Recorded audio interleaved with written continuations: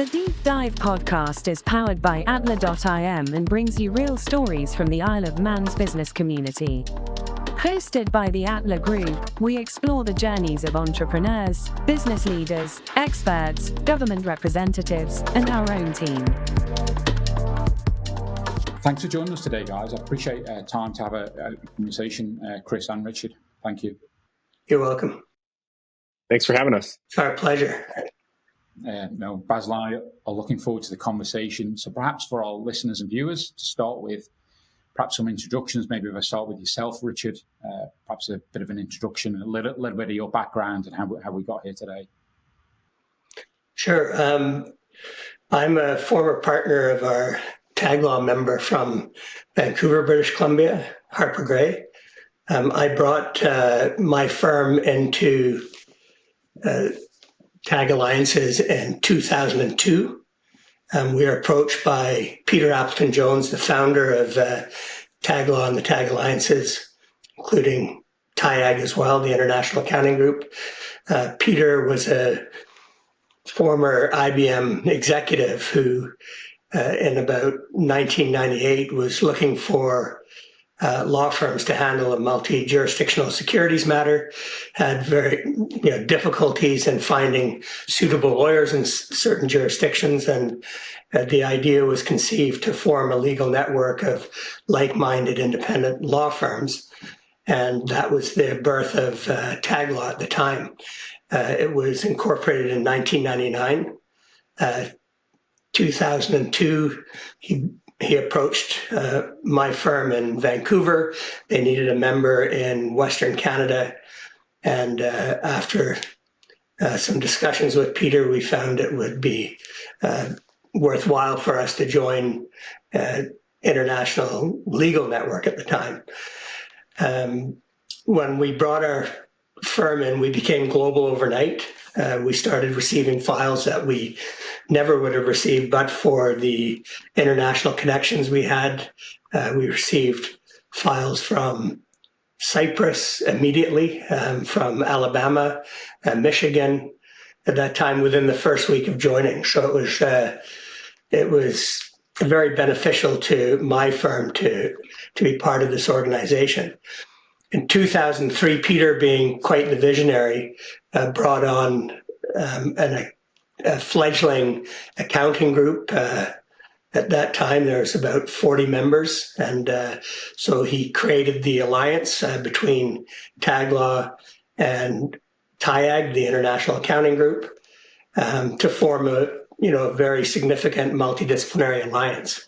And then over the years, he worked to integrate that alliance, also included strategic partners, which were organizations that had a very close tie to the legal and accounting industry. And that created the TAG Strategic Partner Division, which is growing strong today. And I know your firm is still part of that division, as well as part of the International Accounting Group.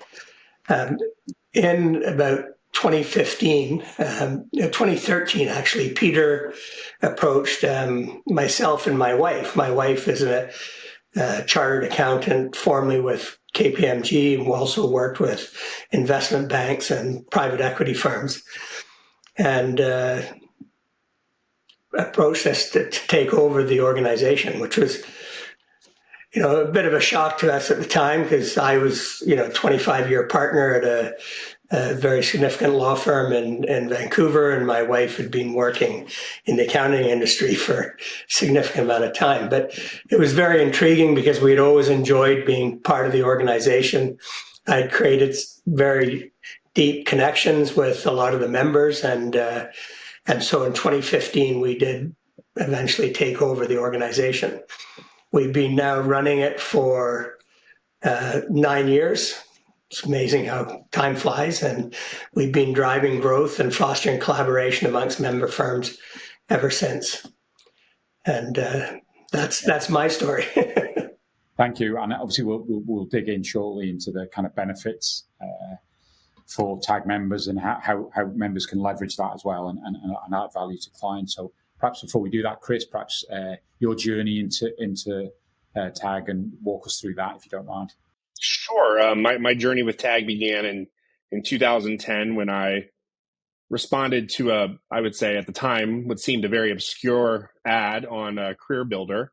I was looking to sort of make a career move, and I had done some consulting work for some law firms in and around the Tampa Bay area, and I had seen a job ad for a company called the Appleton Group, which is what it was called at the time, the parent company of Tag Alliances. And really not knowing what a legal network was, I thought it would be interesting, and met Peter and the team, and was brought on to serve as the marketing director. From there, the journey, I quickly learned what a legal network was and an accounting network. And we really, it was just a really fascinating journey at the beginning. I was a lot younger at the time, had a lot less gray hair than I do now. And partway through the early stages of that journey, I decided to, with sort of the permission of Peter at the time, to begin another journey to go to law school on a part-time basis. And the thought being that that would enrich my experience and my role at Tag Alliances. And when the business transitioned to Richard and Melissa and their family, they allowed me to continue that journey.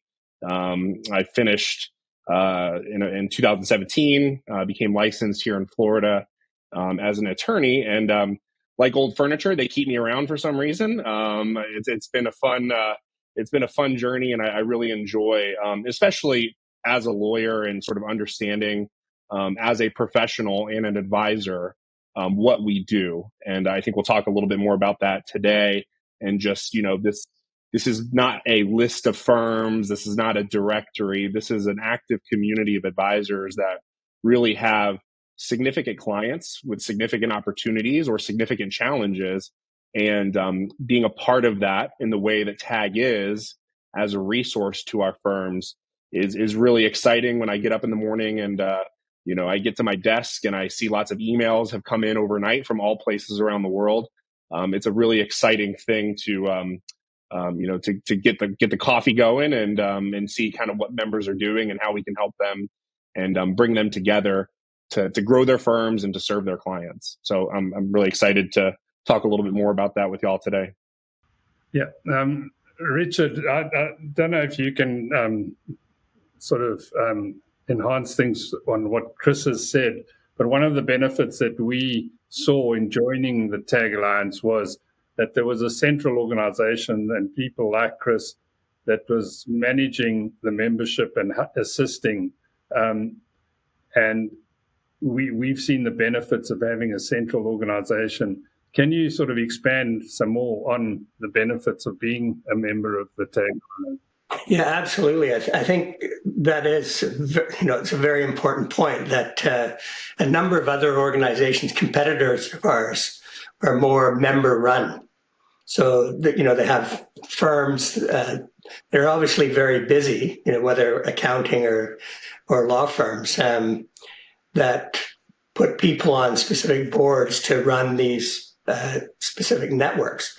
We're an alliance, so we have three divisions: Tag Law, which is made up of independent law firms, about 160 of them around the world; accounting firms, where we have about 115 right now, and strategic partners. And they're all run by our central body based out of two offices, one in St. Petersburg, Florida, where Chris is based, and then one office and the central office out of Vancouver, British Columbia, where I'm based and my wife is based.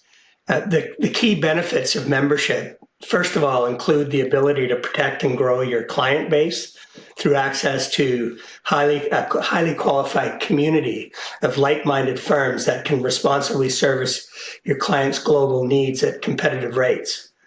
And, the real benefit I know for a lot of my clients was our firm having those international connections and capabilities to ensure that if they had a matter that needed to be handled outside of our jurisdiction, it was handled properly by competent, highly prominent lawyers or accountants in those jurisdictions where they were doing business. While a member myself, I think another very important benefit of being part of the organization is the ability to track new business from Alliance member referrals. And as I mentioned earlier, we were getting referrals from places I never imagined receiving files. And fortunately, Vancouver at the time, while I was a member, and I know the firm still is a member and it still continues to receive significant volume of work from the organization. It was a gateway city, Vancouver, and we were getting, a lot of interest from mainland China, from India, Middle East coming into Vancouver. And so having those international capabilities, getting known as being a global firm, allowed us to take advantage of those opportunities. And so it was, the return on investment was quite significant for our firm. That's not to say that's the benefit that most firms are looking for. A lot of them are looking for the ability to send their clients to prominent lawyers and accountants globally when they're doing international business in foreign jurisdictions. Another benefit is also, the multidisciplinary support to your clients from a very diverse group. So if you're handling an M&A transaction, you've got the ability to refer to both lawyers and accountants in other jurisdictions to get seamless assistance.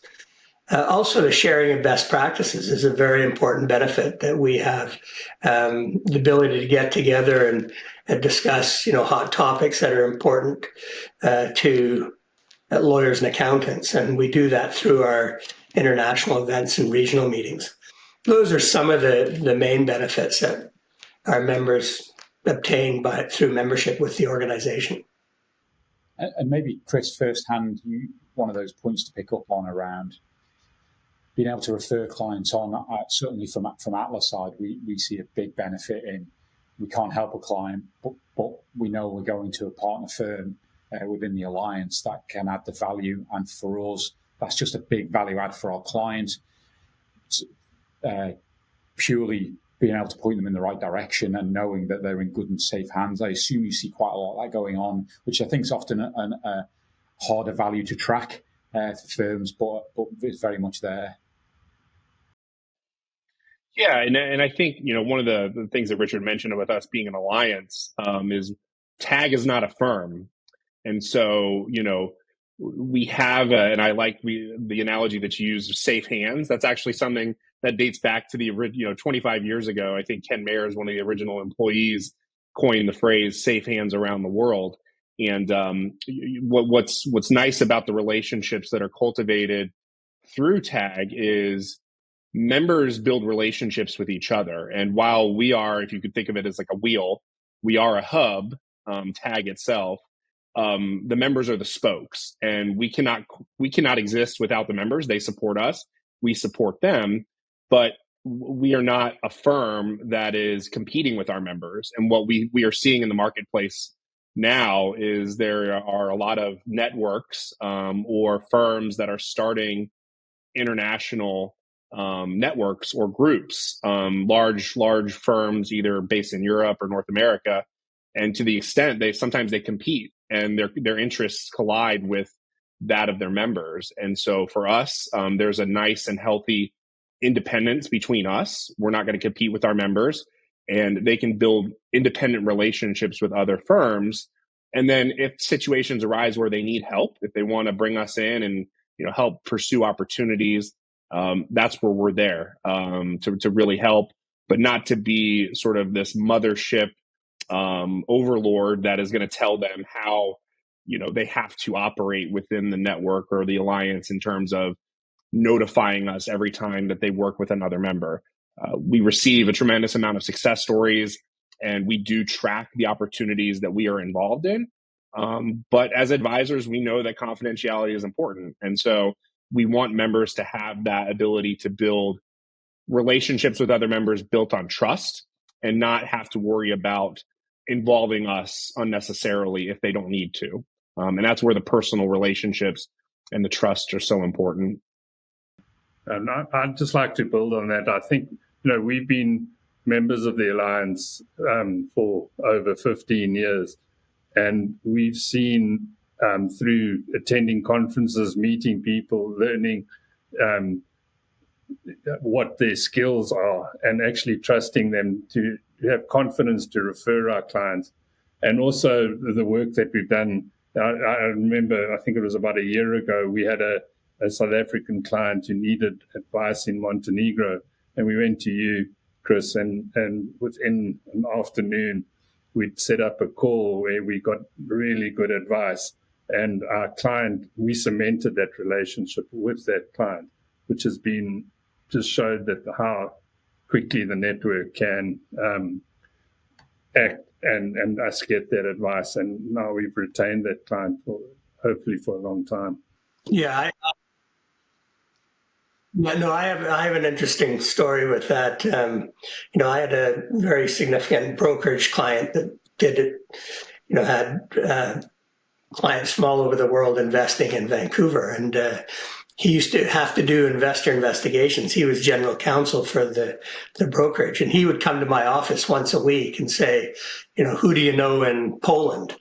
And we'd call Peter Swarek and, SSW and say, give him a call from our office and say, can you handle this for us? And he found that incredibly valuable. And he told us outright that they would have left and gone to an international law firm or a national law firm, but for our international connections through Tag Alliances. And that was a really great client retention tool, to be able to seamlessly refer him to lawyers and accountants around the world to handle those matters for him, which was a significant benefit to our firm. And I remember getting into a discussion with one of our members about whether that was a tangible or intangible benefit of membership. And he said that's clearly tangible for his firm, because they would try, if the client would say, we would have left but for your international connections, then that's a matter within the Tag Alliances, and it would be tracked that way. And any future billings would be included as a Tag Alliance matter. And it would show you how significant that was if you had lost the client, but for those international capabilities and connections you had. Absolutely. So maybe Chris, just maybe expanding a little bit on the global reach of the network. We obviously don't want to sit here and name 100 countries, but just expand around that global reach that ultimately members of the Alliance can reach into. Well, not to brag, but it's 110 countries. No, I'm just, it's, it's the growth of the organization is really, I would say, attributed to the members that we bring on. When members take a step and join us, and we are able to bring on high quality, respected local firms, and other firms take notice, that has sort of built a momentum over the years where, other firms want to join. And that really kind of goes back to what Richard was talking about, where we started as a group of law firms and quickly got the attention of a number of high profile accounting firms and even competitor accounting firm networks that said, hey, we want to join you. We see momentum, we see strength, and quickly we became, one of the largest multidisciplinary alliances in the world. And so, and our philosophy is, we get approached weekly by firms that want to join, sometimes in jurisdictions where we don't have members.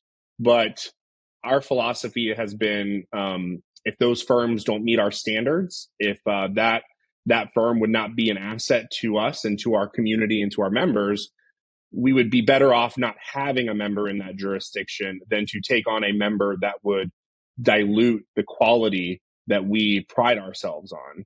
And so, when you look at the map and you look at all those dots, you'll see some open, jurisdictions. And, that's partly by design, where it's not just our philosophy or our goal to have a map with all of the countries having dots. And that's really important. And I think that builds the credibility with our members, because they know it's not just about us having our little pins around the world. Yeah, and it's a testament to the strength of our members that if you look at the growth in, the aggregate annual revenue of our members over time, we've seen significant growth, especially since, we took over the organization. So on an annual basis, we get probably a 6 to 10% increase in the aggregate annual revenue of all of our members, which, even during COVID, we had significant increases, almost a 20% increase in aggregate annual revenue for our members from one year to the next, to the point where I think we're the third largest multidisciplinary alliance in the world, with aggregate annual revenues currently at over $5 billion US, which shows you how significant the organization is and the strength of each of our members.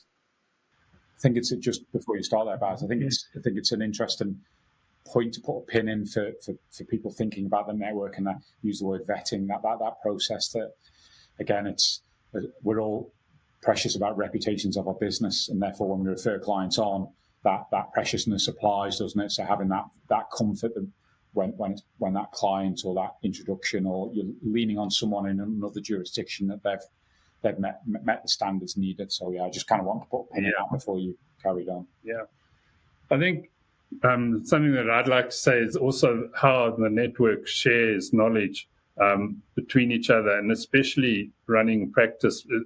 I've at conferences, we share a lot on the practice management, and I know a lot of the stuff that we've learned and heard at conferences, we've implemented in our own firm, which has been really good and helped assisted with our growth. And I think that's part of what your vision has been, is to assist the growth of each firm. Just moving on to the future, Richard, what do you think? What are the plans for the TAG Alliance in the future? Well, we're continually growing, and there are jurisdictions that emerge that are unexpected where we need members. So we are looking, sort of our 5 to 10 year goals at increasing the membership to about 300 firms in over 125 countries. Putting members into emerging markets, bringing on new members in those emerging markets. We want to continue expansion in those regions. So particularly Africa, we've seen tremendous growth over the last 5 to 10 years. And it's a very difficult jurisdiction, as we know, because of different economies, and we have to ensure that we have high quality firms in those jurisdictions and make sure they're the right fit for the organization. Also in Southeast Asia and Latin America, we're continually looking to expand, and their economies can be in flux, and so we have to take that into account when we're bringing on members. But that's the growth that we're looking at. We're going to reach the saturation point. You can only, because we allow territorial exclusivity within specific areas. We can only grow so far with the number of members that we have. But we want to bring on, additional top 300 U.S. accounting firms. We found that's really bolstered the organization by bringing on fairly prominent accounting firms, particularly in North America. We continue to expand the accounting growth in Europe as well, and in the Far East. One thing you may have, I know Basil certainly noticed it from his experiences with me, is I'm very much proponent of integration of lawyers and accountants for greater cross-selling and collaboration. My practice was built off the backs of accountants. Hate to say, I used to do a lot of work in the insolvency litigation field and receiverships, liquidations. If I didn't have accountants as clients, I wouldn't have any clients. And so one of the things that my wife and I have really pushed is building greater connections between lawyers and accountants within the membership. And I think we've, that's, and this is very dear to my heart. We've seen that particularly with the increased collaboration since, I've been involved in 9 years between ATLA, your firm in the Isle of Man, and our tag law member, DQ Advocates in the Isle of Man.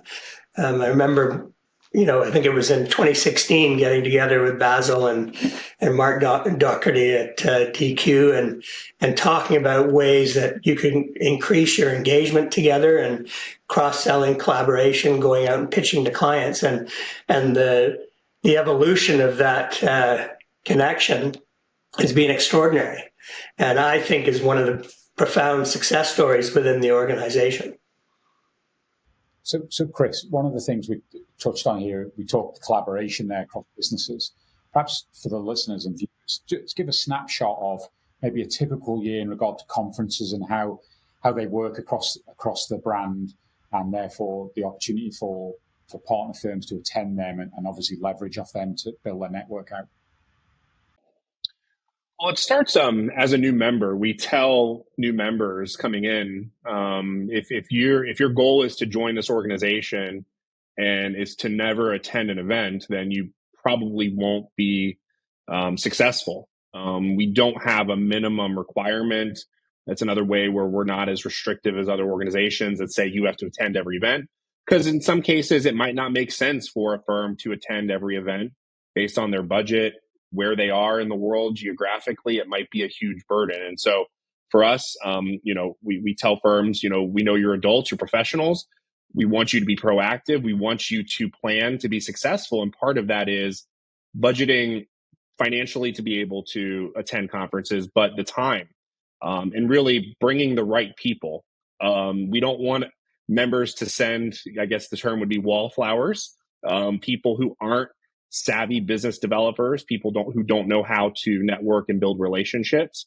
And so really it's about picking the right person to represent your firm as a liaison, whether it's our 2 international conferences each year, which are designed intentionally to be focused on building relationships. There is an educational aspect, but even that is designed to build energy at the event, to have people wanting to network with each other and explore opportunities. So our conferences aren't necessarily, and I've been to events at other organizations, it's not going to be a lecture or a seminar where you're going to get A to Z about the changes in this particular area of law, because we have 110 members represented. So it'd be really hard to drill down and focus in on one jurisdiction for an extended period of time.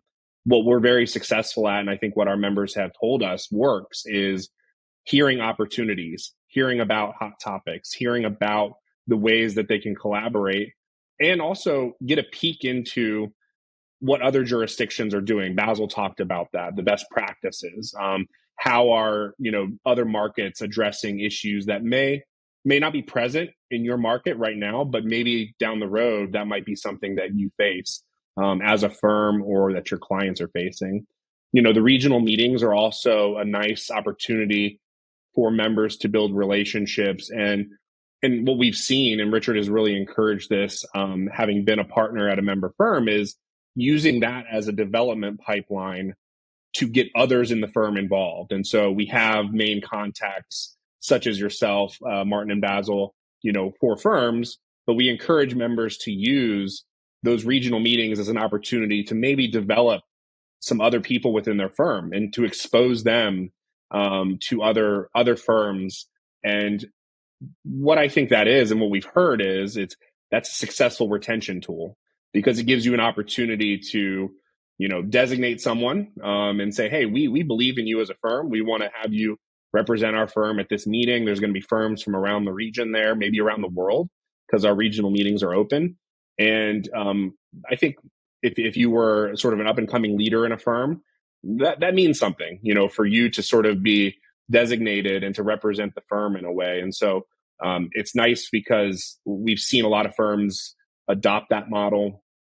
And it's truly successful because the membership is a resource of the firm. The firms that are the most successful are the firms that understand that this is something that the whole firm can and should benefit from. And so, while sometimes there might be compensation aspects that are tied to maybe referrals that come in, our encouragement is to make it so that the firm benefits and so that there's transparency so that people can really see the value that the membership brings to the clients. The example that you used about Montenegro, and then, the ones that Richard has used, if you were to tell that client, no, we can't help you, or we'll look on LinkedIn for someone, or we'll do some research. And if you weren't able to say, sure, let our partners at TAG help us connect with our member there.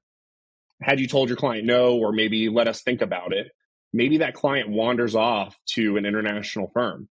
And maybe that doesn't take them away from you locally, plants a seed of doubt maybe. And is my firm able to meet my needs outside of the jurisdiction, outside of where we're at? And that comes from building relationships, not only with members through the events, but with us as a team. And so that's why we really have, I would say, an intentional approach into the relationships that we build with members. We're not just a management team that is hired by a board of directors. That's like a lot of other networks and associations. They'll hire a management team to outsource the development of the organization. This is our full-time job. This is Richard and Melissa's business. This is what we do. And it's the relationships are personal on a level that is truly unique. And so we want our members to succeed. Yeah, and the regional meetings are quite important for firm succession. Being able to send younger firm leaders to those meetings and get involved in the organization and the networking that's involved. We've seen that transition now with a significant number of our firms, and it's great to see when the succession plan comes off well. And we're seeing younger people coming in to those leadership roles, the main contact roles with the firms. And so you don't, while the older guard like to go on these trips, eventually it gets to a point where you need to involve younger people. We also have other events, including the Managing and Firm Leader Summit. We have Next Gen leader programs, and also industry sector-based groups to explore synergies and opportunities within member firms. We usually run those virtually. But through all of those different programs, it's really the glue that keeps members together to form those personal bonds with each other. And, we always love it when we hear from hotels and destination management groups how cohesive our group is, and what a community of authentic professional service providers we've created. And they get a number of conferences that come through, but they're usually quite odd at what we do as an organization and bringing our members together to create this continued community. I think from being a member and also being on the advisory board of TAG, and I've seen how not only we welcome in and set standards, that you're not afraid to ask a member possibly to leave the organization if they're not meeting the standards that is required that we're trying to set. Richard, I don't know if you or Chris to expand on that. Well, it's always a tricky thing to do. We have to maintain a service excellence. Responsiveness is probably one of the biggest complaints that firms have, and a lot of times it's because they're not communicating properly. People think that they send an email that they're going to get an immediate response without recognizing that the email may not have gotten to the person. And if they just pick up the phone and call the other person, they would likely reach them. We deal with those sort of issues all the time. But when it gets to a point where there are questions as to quality, we make mistakes sometimes, and firms that you bring on, firms that are not a good fit for the organization, we can tell fairly quickly if that's the case. And as I said, we're not afraid to terminate those members because we want to ensure that we meet a specific standard. And we have Basil, you're on the are you on the governance code of conduct committee? Yeah, and they review, they've got a charter and which sets out the specific standards that we require from our members. And if we, hear complaints continuously, then we have to deal with it. And fortunately, we've got an advisory board we can go to before we make those decisions. If I could just add to that too, and Richard used the word fit. And while sometimes and very rarely members may be dismissed because of those quality or responsiveness issues, we've also, I would say, parted ways with members when there's a cultural misalignment and they don't fit within the culture of the organization, which is key. A few years ago, we had one of our members was acquired by a large national firm here in the US. And while, there was overlap, sometimes those mergers or those transactions happen and the member can stay a part of TAG with the understanding that they can't necessarily encroach on other members in their territories, where there might be overlap. And this firm had the attitude that, well, we've acquired your member and we are going to kind of do what we want to do. And we have offices here and here, and we're going to send people to conferences and we're going to overlap, and we don't really care what you think. We want to be the member. And Peter Appleton Jones, the founder that Richard talked about, he coined the phrase "no sharp elbows."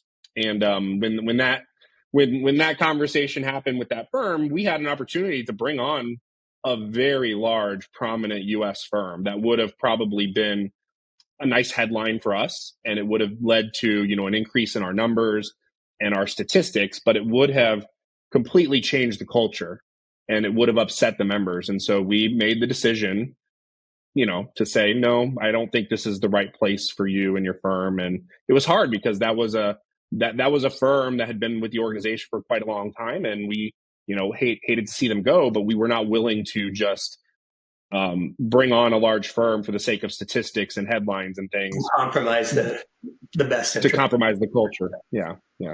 No, and even in our recruitment, we'll get multiple firms vying for a spot within a specific jurisdiction, and we don't just look for the largest firm or the most prominent firm. If they're not the right fit, and you can tell that pretty quickly when we're doing our due diligence and we're interviewing the firms, and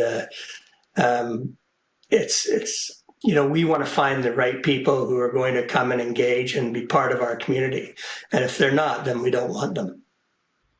So maybe just to finish off that discussion and the discussion as a whole, we're talking here, I guess, around the values of the alliance. What are, if you could sum them up in a couple of words each, what are they for those listening and watching?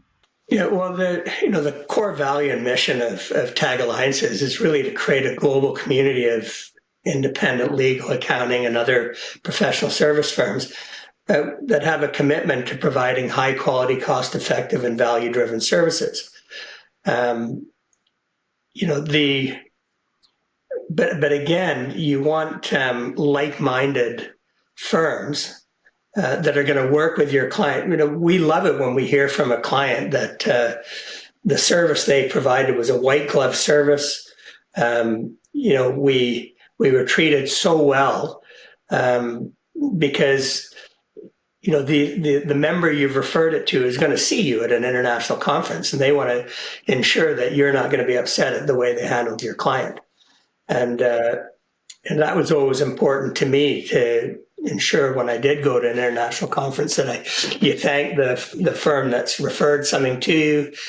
You develop pretty deep relationships with their clients as well. And we've seen that throughout the Alliance. And it's those authentic relationships that are so important to us. Again, the core mission is to build a community of like-minded individuals, and that not only have deep professional relationships, but also very strong personal relationships with each other. We see that throughout the community. I think we've experienced that, and then I think the conferences and meeting members, it's very well, thought through.